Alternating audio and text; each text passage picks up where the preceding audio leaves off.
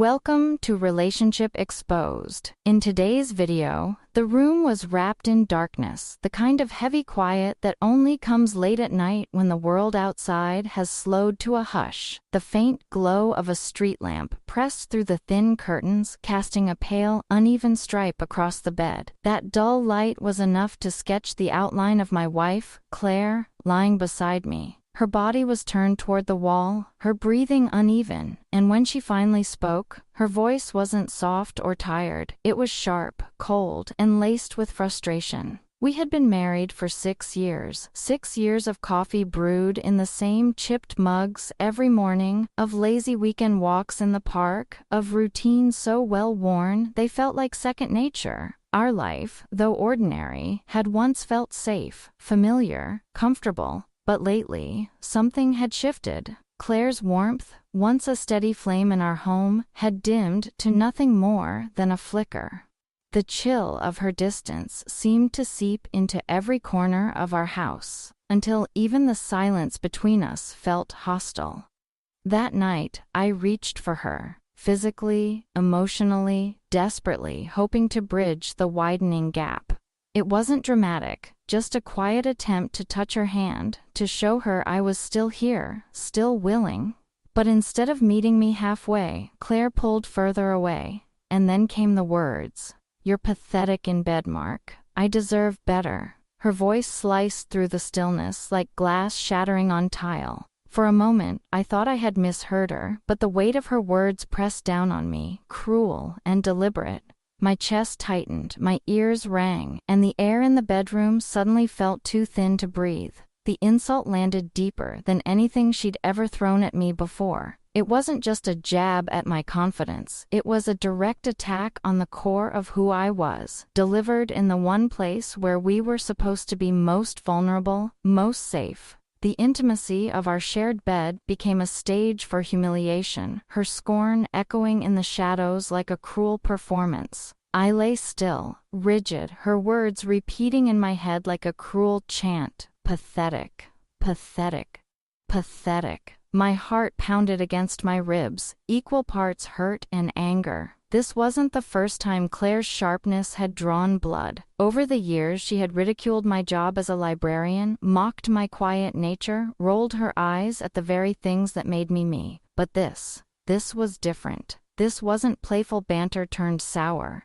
This was personal. This was cruel. Deep down, I had already noticed the signs. Claire coming home later and later, claiming long hours at her PR firm. The way she kept her phone close, tilting the screen away when messages flashed. The new hardness in her tone, the way her laughter with me had dwindled to silence. I wasn't blind, but I had chosen to believe that maybe it was stress, maybe it was exhaustion, maybe it was something we could fix, together. "Is that what you really think?" I finally asked, my voice low, steady, though inside I was shaking. She didn't look at me. She didn't even bother to muster anger or explanation. Instead, she gave a small shrug, rolled over to face the wall, and dismissed me with silence. The rejection burned more than the insult. She hadn't just wounded me, she had erased me in that moment, as though my feelings were irrelevant, as though I were invisible. I didn't argue. I didn't raise my voice. Something inside me knew that nothing I said right then would matter. So I pushed back the blanket, stood, and quietly dressed in the dark. Each movement felt mechanical, detached, like my body was acting before my mind could catch up.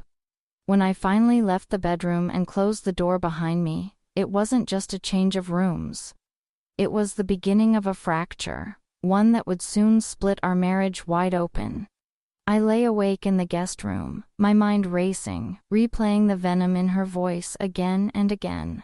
The pain was fresh, raw, but beneath it all, a dangerous thought began to form. What if this wasn't about me at all? What if there was someone else? And deep down, I feared the answer. The next morning came heavy, like a fog had settled in my chest. I moved through the motions, shower, coffee, a shirt pulled on without care, but everything felt muted, mechanical. Sleep had been a stranger, slipping through my fingers each time I closed my eyes. All I could hear was her voice from last night, cutting me open again and again. Still, life didn't stop.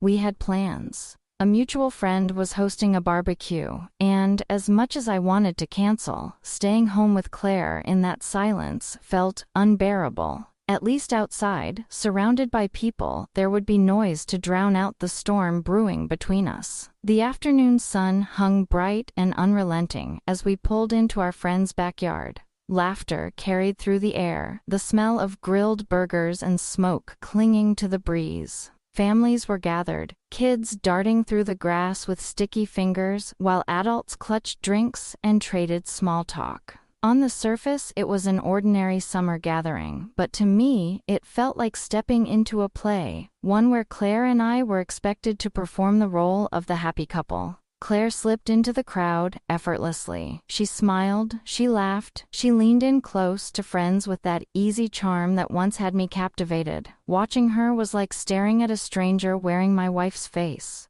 I couldn't reconcile the image of this warm, lively woman with the one who had shredded me with words in the dark just hours earlier.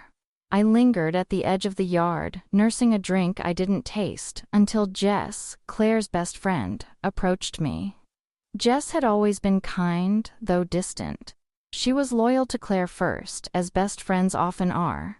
But today her eyes carried a weight, a hesitation, as though she were carrying a secret too heavy to hold. "Mark," she began softly, pulling me aside toward the shade of an oak tree. Her voice was low, cautious, her glance darting toward Claire as if to make sure she wasn't watching. "I don't know if I should even say this, but I can't stay quiet anymore." My pulse quickened. The unease in her tone tightened my chest. "What is it?" I asked, my throat dry. Jess hesitated, then leaned closer, her words almost a whisper. "Claire's been talking to someone. She's not happy, Mark. She told me things about a man from work, Ethan." The name landed like a stone in my stomach. Ethan, a coworker I'd heard mentioned once or twice, always in passing. I felt the ground tilt beneath me. "She says he makes her feel noticed," Jess continued reluctantly, her eyes filled with regret. "She praises him, his charm, his attention, and she told me she doesn't feel that with you anymore." For a moment, I couldn't breathe. The world around me blurred, the laughter, the music, the sizzle of the grill. All of it faded beneath the roar in my ears. My worst fear, the one I had tried so hard to bury, now stood before me, confirmed by the very person Claire trusted most. Jess looked down, guilt tugging at her features. "I'm sorry, Mark. I shouldn't even be telling you this, but you deserve to know. She called you inadequate."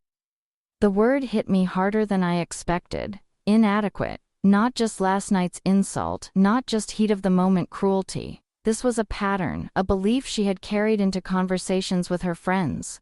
My private humiliation was now public confession. I forced myself to nod, though my body felt numb. "Thank you for telling me," I managed, my voice steadier than I felt. Jess's eyes softened, but she didn't push further. She just squeezed my arm gently, before stepping back toward the crowd, leaving me rooted beneath the tree, my insides unraveling. I turned my gaze across the lawn. There she was, Claire, laughing, her head tilted back, sunlight catching the strands of her hair. To anyone else, she looked radiant, carefree, the picture of a woman enjoying a summer afternoon. But to me, her laughter was hollow. It was a mask, a cruel contrast to the venom she had spat last night and the betrayal Jess had just laid bare. I watched her long enough to feel sick. The dissonance between the woman smiling with her friends and the one tearing me apart in private was unbearable. When we returned home that evening, I couldn't shake Jess's words. Every movement Claire made seemed suspicious. The way she tossed her phone onto the counter, the way she hummed faintly in the kitchen, as though her world were perfectly intact, while mine was shattering. Her phone buzzed once, twice. She didn't notice. She was in the shower. And there it was, an unlocked screen, sitting within reach. My stomach twisted as I picked it up, my hands trembling. Part of me screamed to put it down, to preserve whatever fragile illusion was left. But another part, louder, desperate, demanded truth. What I found confirmed everything Jess had said: flirty texts, late-night confessions, words drenched in intimacy that belonged to us, not to him. "You make me feel alive. I can't stop thinking about you. Mark doesn't understand me like you do."